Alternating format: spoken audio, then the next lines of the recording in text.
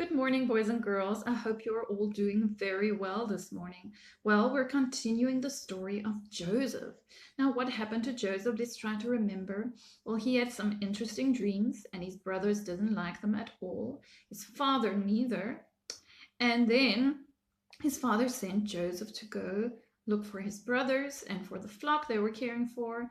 And once the brothers saw him coming, they took him and they threw him into a well that didn't have water in, a pit, and eventually they sold him to some Ishmaelite traders who took him to Egypt. Now we're wondering what is happening to Joseph in Egypt. So we're going to again look at the Bible, God's word, God speaking to us. Here we go, Bible. And we're going to look at Genesis again. This time, Genesis 39, verses 1 to 20. So again, a lot of verses. So we'll have to listen very carefully. Genesis chapter 39, verses 1 to 20. And we will again read from out of the New International Reader's Version, which can be found on the YouVersion app. So boys and girls, let's listen very carefully to what happens to Joseph in Egypt. Joseph had been taken down to Egypt. An Egyptian named Potiphar had bought him from the Ishmaelite traders who had taken him there. Potiphar was one of Pharaoh's officials. He was the captain of the palace guard. The Lord was with Joseph. He gave him great success. Joseph lived in Potiphar's house. Joseph's master made Joseph successful in everything he did. So Potiphar was pleased with Joseph and made him his attendant. He put Joseph in charge of his house. He trusted Joseph to take care of everything he owned. From that time on, the Lord blessed Potiphar's family and servants because of Joseph. He blessed everything Potiphar had in his house and field. So Joseph took good care of everything Potiphar owned. With Joseph in charge, Potiphar didn't have to worry about anything except for the food he ate. Joseph was strong and handsome.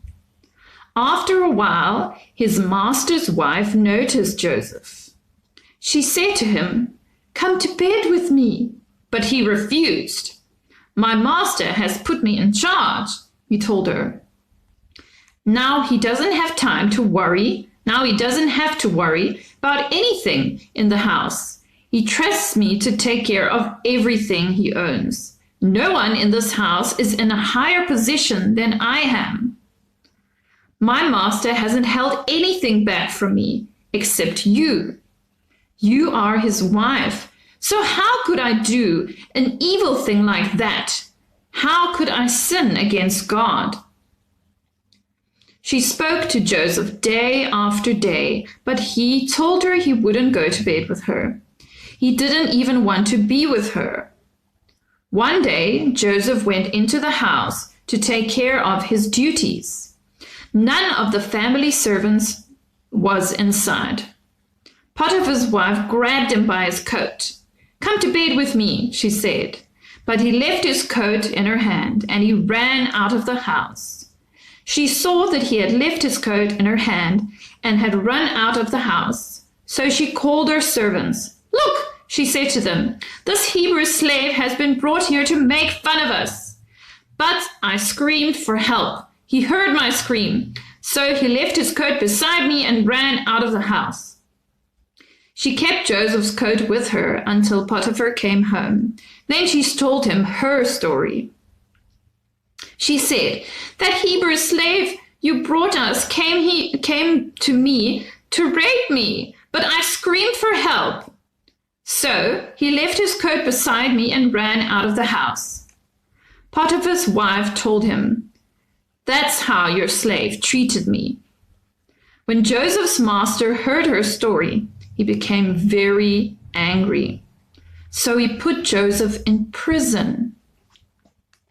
It was the place where the king's prisoners were kept. Oh dear. So, in the beginning of today's lesson, we hear that it's actually going quite well with Joseph in Egypt, even though he had been sold as a slave. His master has seen that he does well and has put him in charge of a lot of things, and it actually had been going quite well with him. But then Potiphar's wife had been naughty and put him in trouble, and now he ended up in prison. But still we see that God has been taking care of Joseph. Even in Egypt, even as a slave, God is taking care of Joseph. So let's look at a few questions. First question, who bought Joseph when he arrived in Egypt? Second question, how did God take care of Joseph in Egypt?